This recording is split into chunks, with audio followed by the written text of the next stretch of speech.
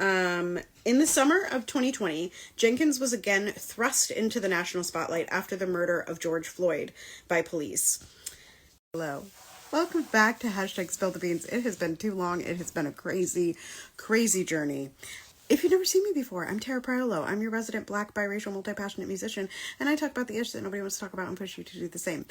Today, we are featuring Andrea Jenkins. I know. We've been doing people from the 19th century and early 20th century, but today, Andrea Jenkins.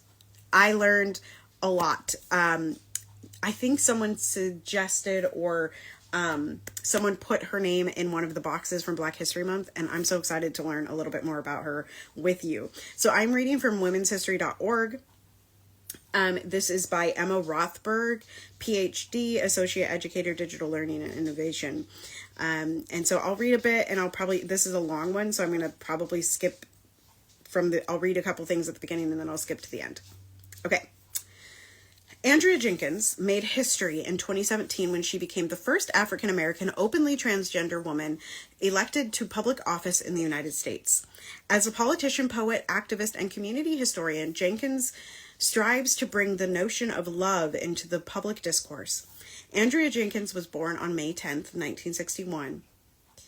I'm not going to read the next line because assigned gender, assigned sex at birth is a little bit of outdated language, and so I'm not going to use it.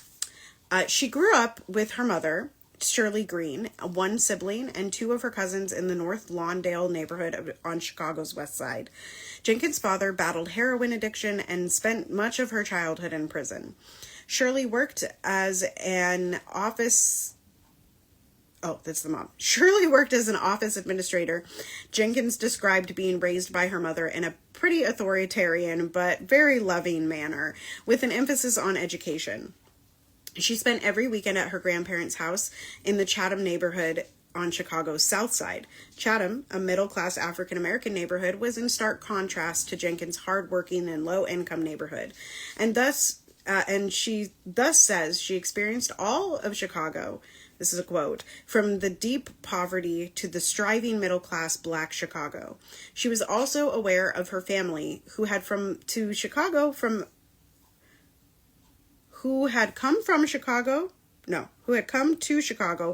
Alabama as part of the Great Migration history.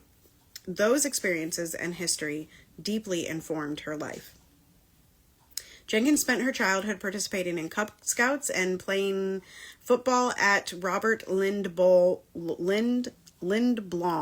Math and Science Academy on the South Side. She also loved literature and poetry. She remembered learning everyone can be a poet when Gwendolyn Brooks, the Pulitzer Prize-winning poet laureate of Illinois, visited her first grade class. Her early high school mentors included Haki Madhubuti, I hope I did not say that completely incorrectly, one of the founders of the Black Arts Movement, and Third World Press, now the largest independent African-American owned publisher in the United States.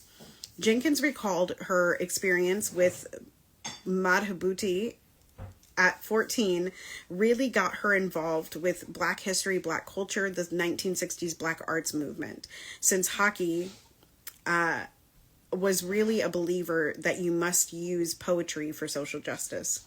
Again, I'm going to skip a whole bunch and I'm going to read the end here. In the summer of 2020, Jenkins was again thrust into the national spotlight after the murder of George Floyd by police in Minneapolis. Floyd was a resident of Jenkins' districts. In the wake of Floyd's murder, Jenkins insisted racism was a public health crisis and played a central role in re-examining the funding and structure of Minneapolis Police Department. In 2022, Jenkins won re-election in the Minneapolis City Council with 86% of the vote. Her colleagues then unanimously made her president of the council, another historic first for an openly transgender person. With her new mandate, Jenkins wants to bridge gaps in her community, fight for accountability within the city's police department, and expand access to affordable housing, health care, and living wages. She hopes her public service serves as an inspiration for other trans and gender nonconforming people.